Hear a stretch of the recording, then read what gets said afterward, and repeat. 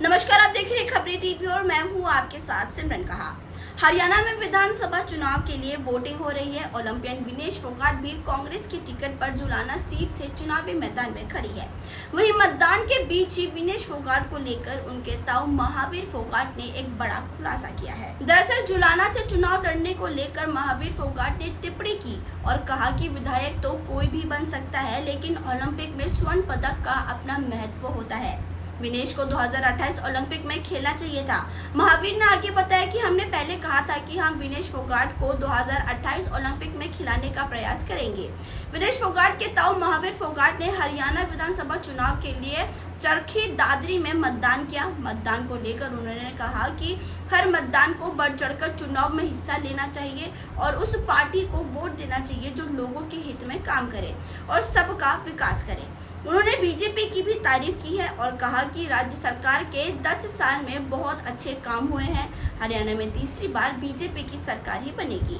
साथ ही आपको बता दें कि महावीर फोगाट ने एक और बड़ा खुलासा किया था। दरअसल उन्होंने कहा कि कांग्रेस में शामिल होने से पहले जब विनेश फोगाट पेरिस से वापस लौटी थी तो उस समय महावीर फोगाट उन्हें लेने के लिए एयरपोर्ट नहीं गए थे। इसी को लेकर अब उन्होंने राज खोला है। महावीर फोगाट कहते हैं कि विनेश फोगाट ने एक सोशल मीडिया पोस्ट की वजह से उनका दिल टूट गया था। देखिए, जो ये हरियाणा स्टेट बॉडी का चुनाव है, मैं आपके चैनल के माध्यम से बोल रहा हूँ कि हर एक मतदाता को बढ़ चढ़कर हिस्सा लेना चाहिए और जो पार्टी देश के हित में, जो हरियाणा गवर्नमेंट के हित में, गरीब के हित में, व्यापारी के हित में, किसान के हित में, जो साथ चलने वाला, साथ जो सबका विकास, सबका साथ, ऐसी पार्टी से जो ना मेरा अपने विचारेंगे तो ऐसे जो ना जो देश का भला हो, देश आगे बढ़े, ऐसी पार्टी को जो है सोच समझ के वोट करनी चाहिए।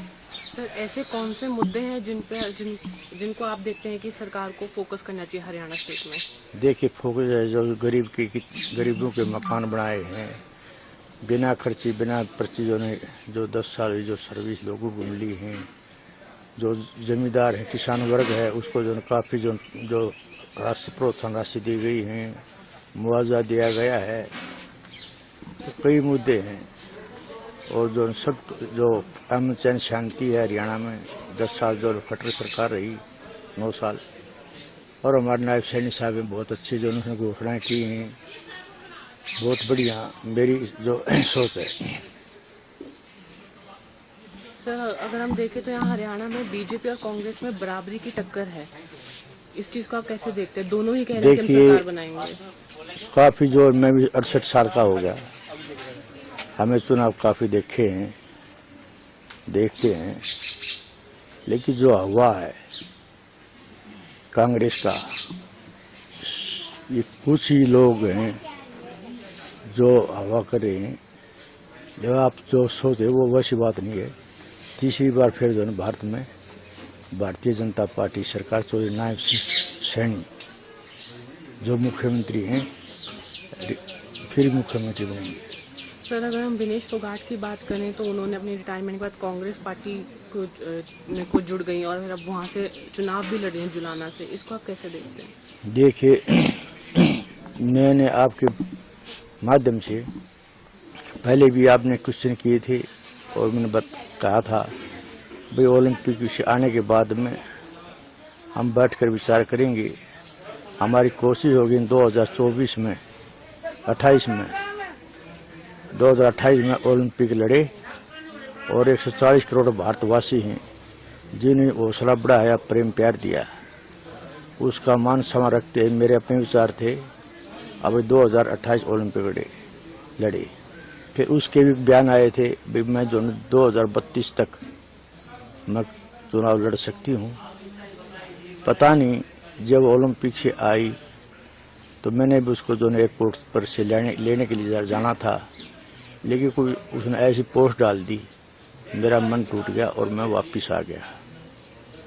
उसके बाद में जो दीपेंद्र हुड्डा है वो जो एयरपोर्ट पर से लेके आया है, जहाँ पर मेरे को होना था, वहाँ उसने राजनीति वहीं से शुरू कर दी। उससे पहले इसका कोई विचार नहीं था राजनीति का, न कोई चुनाव का। लेकिन उसके बाद में जो वो उड़ा के घर भी गई है, बुलाई है, उसके बाद में उसने राजनीति का फैसला किया, यार मैंने को अब जो एमएलए विधायक कोई बन सकता है, लेकिन ये जो ओलंपिक का जो गोल्ड मेडल होता है, एक उसका इतिहास होता है।